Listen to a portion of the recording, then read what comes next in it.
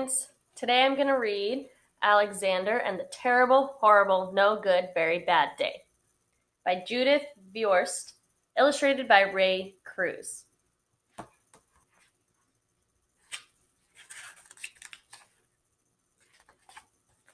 I went to sleep with gum in my mouth, and now there's gum in my hair.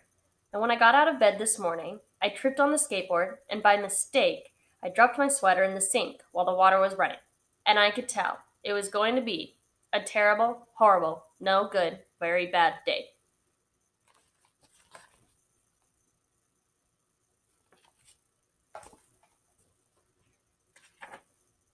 At breakfast, Anthony found a Corvette Stingray car kit in his breakfast cereal box, and Nick found a junior undercover agent code ring in his breakfast cereal box. But in my breakfast cereal box, all I found was breakfast cereal. I think I'll move to Australia.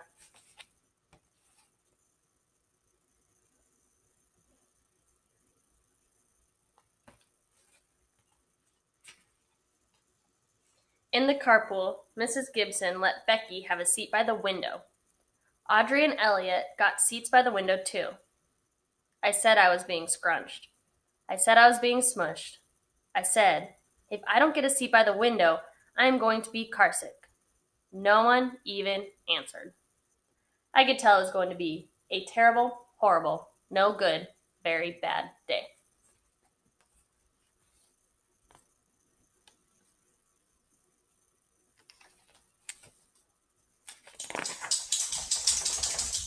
At school, Mrs. Dickens liked Paul's picture of the sailboat better than my picture of the invisible castle. At singing time, she said I sang too loud. At counting time, she said I left out 16. Who needs 16? I could tell it was going to be a terrible, horrible, no good, very bad day.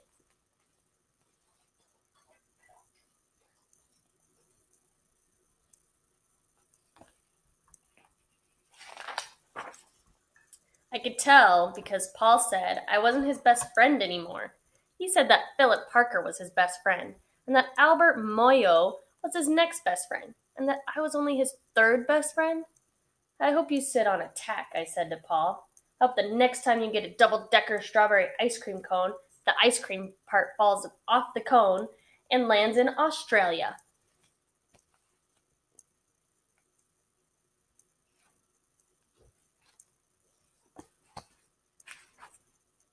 There were 2 cupcakes in Philip Parker's lunch bag, and Albert got a Hershey bar with almonds, and Paul's mother gave him a piece of jelly roll that had little coconut sprinkles on the top. Guess whose mother forgot to put in dessert?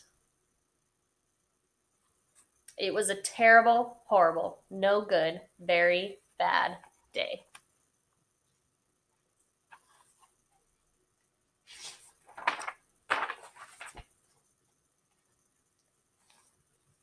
That's what it was, because after school, my mom took us all to the dentist, and Dr. Fields found a cavity just in me. Come back next week and I'll fix it, said Dr. Fields. Next week, I said. I'm going to Australia.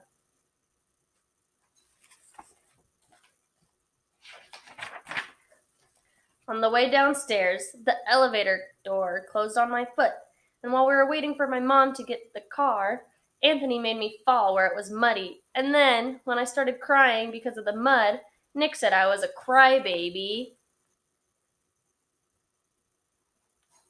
And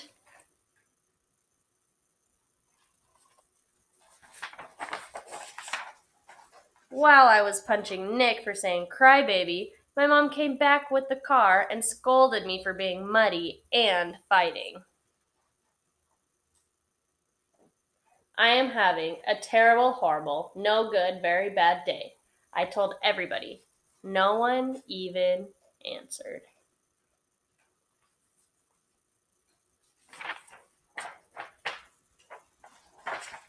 So then we went to the shoe store to buy some sneakers.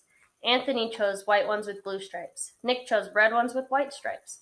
I chose blue ones with red stripes, but then the shoe man said, "We're all sold out." They made me buy plain, old, white ones. But they can't. make me wear them.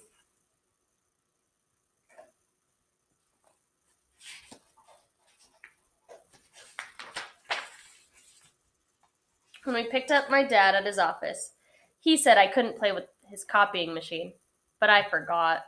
He also said to watch out for the books on his desk, and I was careful as I could be, except for my elbow.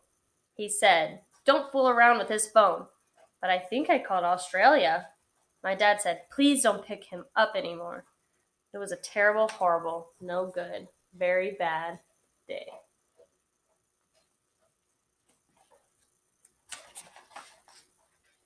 There were lima beans for dinner, and I hate limas.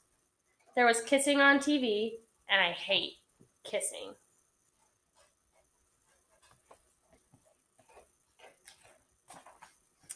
My bath was too hot. I got soap in my eyes, my marble went down the drain, and I had to wear my railroad train pajamas. I hate my railroad train pajamas.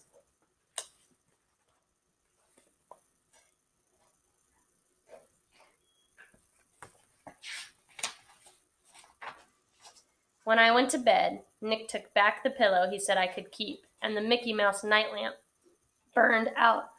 And I bit my tongue. The cat wants to sleep with Anthony, not with me. It has been a terrible, horrible, no good, very bad day. My mom says some days are like that.